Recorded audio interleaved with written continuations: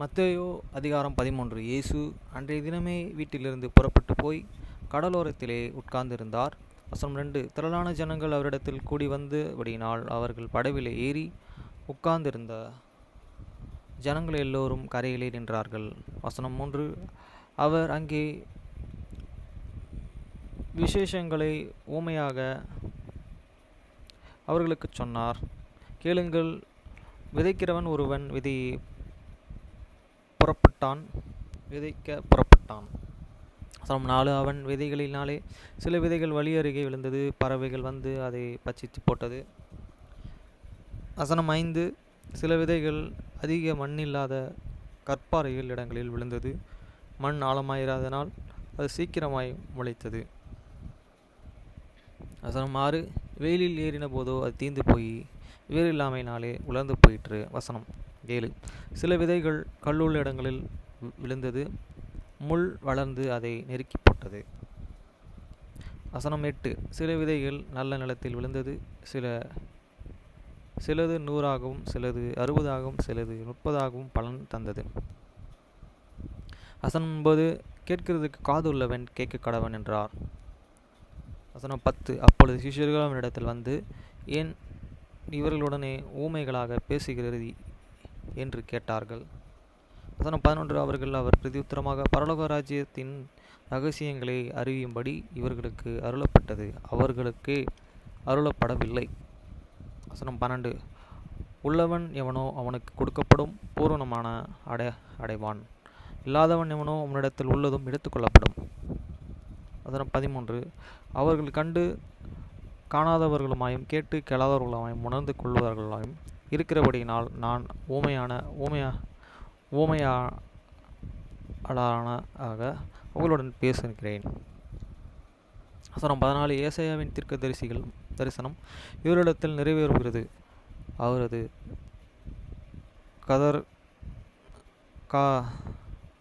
கதற கேட்டும் உணராது இருப்பீர்கள், கண்ணார கண்டும் அறியாதிருப்பீர்கள். வசனம் 15. இந்த ஜனங்கள் கண்களினாலும் காணாமலும் காதுகளினாலும் கேளாமலும் இருதயத்தினாலே உணர்ந்தும் மனதிருப்போமானாலும் நான் அவர்களை ஆரோக்கியமாக்காமலும் இருக்கும்படியாக அவர்கள் இருதயம் கொழுந்திருக்கிறது, காதால் மந்தமாய் கேட்டு தங்கள் கண்களை மூடிக்கொண்டார்கள் என்பதே. வசனம் 16. உங்கள் கண்கள் காணாததினாலும் உங்கள் காதுகள் கேளாததினாலும் இவைகளை பாக்கியமுள்ளவைகள். வசனம் 17. அநேக தீர்க்கதரிசிகளும் நீதிமான்களும் நீங்கள் காண்கிறவைகளையும் காணவும் நீங்கள் கேட்கிறவைகளையும் கேட்கவும் விரும்பியும் காணாமலும் கேளாமலும் போனீர்கள் என்று மெய்யாகவே உங்களுக்கு சொல்கிறேன். வசனம் 18. ஆகையால் விதைக்கிறவனை பற்றிய ஊமைகளை கேளுங்கள். வசனம் 19. ஒருவன் ராஜ்யத்தின் வசனத்தை கேட்டும் உணராதிருக்கும் பொழுது பொல்லாங்கான் வந்து அவன் இருதயத்திலே விதைக்கப்பட்டதை பறித்து கொள்கிறான். அவன் வழி அருகே விதைக்கப்பட்டவன். வசனம் 20. கற்பாறை இடங்களில் விதைக்கப்பட்டவன் வசனத்தை கேட்டு உடனே அதை சந்தோஷத்துடன் ஏற்றுக்கொள்கிறான். வசனம் 21. ஆகிலும் தனக்குள்ளே வேறு இல்லாதவனாய் கொஞ்ச காலம் மாத்திரம் நிலைத்திருப்பான். வசனத்தின் நிமித்தம் உபத்திரவம் துன்பம் உண்டானவுடனே இடல் அடைவான். வசனம் 22. முள்ளுள்ள இடங்களில் விதைக்கப்பட்டவன் வசனத்தை கேட்கிறவனாயிருந்தும் உலகத் கவலையும் ஐஸ்வர்யத்தின் மயக்கமும் வசனத்தை நெருக்கி போடுகிறதனால் அவனும் பலனற்று போவான். வசனம் 23. நல்ல நிலத்தில் விதைக்கப்பட்டவனே வசனத்தை கேட்கிறவனும் உணர்ந்து இருக்கிறவனுமாயிருந்து 100ஆகவும் 60ஆகவும் 30ஆகவும் பலன் தருவான் என்கிறார். வசனம் 24.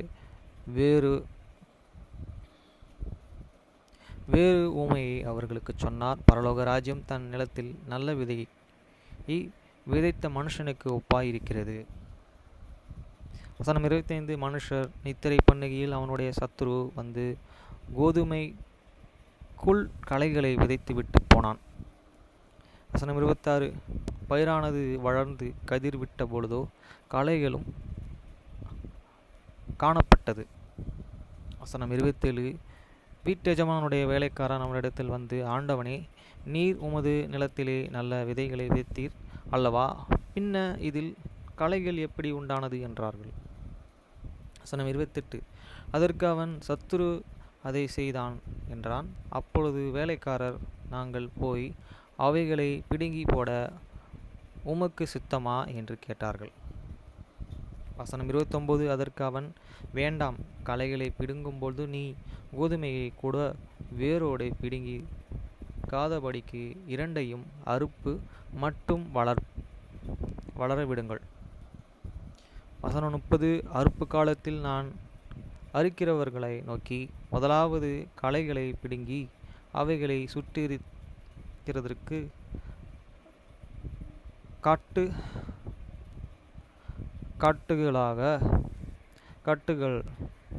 கட்டுங்கள், கோதுமையையோ நான் களஞ்சியத்திலே சேர்த்து வையுங்கள் என்பேன் என்று சொன்னான் என்றார். 31. வேறொரு உவமையை அவர்களுக்கு சொன்னார். பரலோக ராஜ்யம் கடுகு விதைக்கு ஒப்பாயிருக்கிறது. அதை ஒரு மனுஷன் எடுத்தான், தன் நிலத்திலே விதைத்தான்.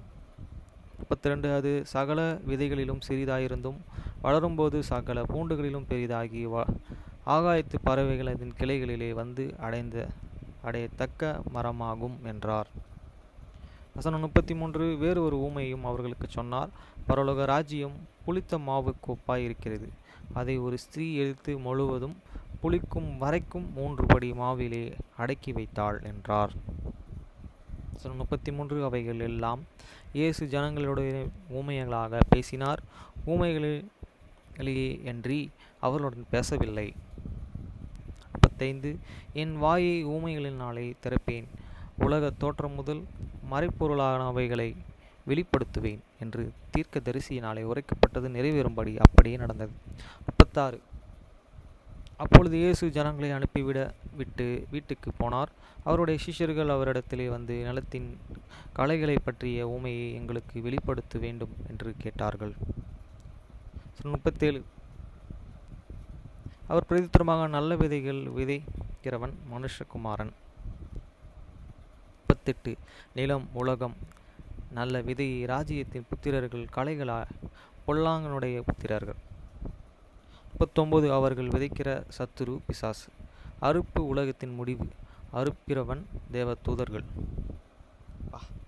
40. ஆதலால் களைகளை சேர்த்து அக்கினியிலே சுட்டிருக்கிறது போல இவ்வுலகத்தின் முடிவிலே நடக்கும். வசனம் 41. மனுஷகுமாரன் தம்முடைய தூதர்களை அனுப்புவார். அவர்கள் அவருடைய ராஜ்யத்தில் இருக்கிற சகல இடர்களையும் அக்கிரமம் செய்கிறவர்களையும் சேர்த்து அவர்கள் அக்கினியிலே சூளையிலே போடுவார்கள். அங்கே அழுகையும் பற்கடைப்பும் உண்டாயிருக்கும்.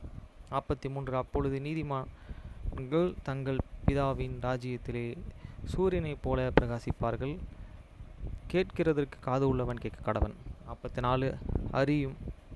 அன்றியும் பரலோக ராஜ்யம் நிலத்திலே புதைந்திருக்கிற பொக்கிஷங்களுக்கு ஒப்பாயிருக்கிறது.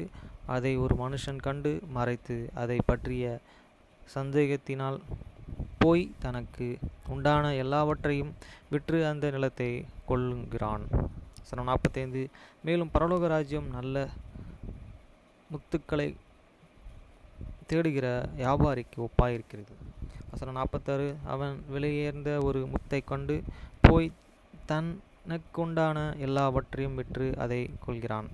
47. அன்றியும் பரலோக ராஜ்யம் கடலிலே போடப்பட்டு சகல விதமான மீன்களையும் சேர்த்து வாரிக்கொள்ளும் வலைக்கு ஒப்பாயிருக்கிறது. 48. அது நிறைந்து இருந்தபோது அதை கரையிலே இழுத்து உட்கார்ந்து நல்லவைகளை கூடைகளில் சேர்த்து ஆகாதவைகளை எரிந்து போடுகிறவர்கள்.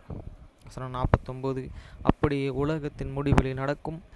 தேவ தூதர்கள் புறப்பட்டு நீதிமான்களின் நடுவில் இருந்து பொல்லாதவர்களை பிரித்து 50 அவர்கள் அக்கினியிலே சூளைகளிலே போடுவார்கள். அங்கே அழுகையும் பற்கடிப்பும் உண்டாயிருக்கும் என்றார். 51 பின்பு இயேசு அவர்களை நோக்கி, இவைகளை எல்லாம் அறிந்து கொண்டீர்களா என்று கேட்டார். அதற்கு அவர்கள், ஆம், அறிந்து கொண்டோம் என்றார். ஆண்டவரே என்றார்கள். வசனம் 52. அப்பொழுது அவர்கள் அவர்களை நோக்கி, இப்படி இருக்கிறபடியினால் பரலோக ராஜ்யத்துக்கு அடுத்தவைகளில் உபதேசிக்கப்பட்டு தேறின வேதபாரகன் எவனும் தன் பொக்கிஷங்களிலிருந்து புதியவைகளையும் பழையவைகளையும் எடுத்து கொடுக்கிற வீட்டு எஜமானாகிய மனுஷனுக்கு ஒப்பாயிருக்கிறான் என்றார். வசனம் 53. இயேசு அந்த உவமைகளை சொல்லி முடித்த பின் அவ்விடம் விட்டு வசனம் 54 தாம் வளர்ந்த ஊரிலே வந்து அவர்களுடைய ஜெப ஆலயத்திலே அவர்களுக்கு உபதேசம் பண்ணினார். அவர்கள் ஆச்சரியப்பட்டு அவனுக்கு இந்த ஞானம் பலத்த செய்கைகளும் எப்படி வந்தது? 55. இவன் தச்சனுடைய குமாரன் அல்லவா? இவன் தாய் மரியாள் என்பவன் அல்லவா? யாக்கோபு, யோசேப்பு, சீமோன், யூதா என்பவர்கள் இவனுக்கு சகோதரர்கள் அல்லவா? வசனம் 56. இவன் சகோதரர்கள் எல்லாரும் நம்மிடத்தில் இருக்கிறார்கள் அல்லவா? இப்படி இருக்க இது எல்லாம் இவனுக்கு எப்படி வந்தது என்று சொல்லி வசனம் 57 அவரை குறித்து இடரல் அடைந்தார்கள். இயேசு அவர்களை நோக்கி, தீர்க்கதரிசி ஒருவன் தன் ஊரிலும் தன் வீட்டிலும் அன்றி வேறெங்கும் கனவீனம் அடைய மாட்டான் என்றார். வசனம் 58 அவருடைய அவிசுவாசத்து நிமித்தம் அவர்கள் அங்கே அநேக அற்புதங்களை செய்யவில்லை.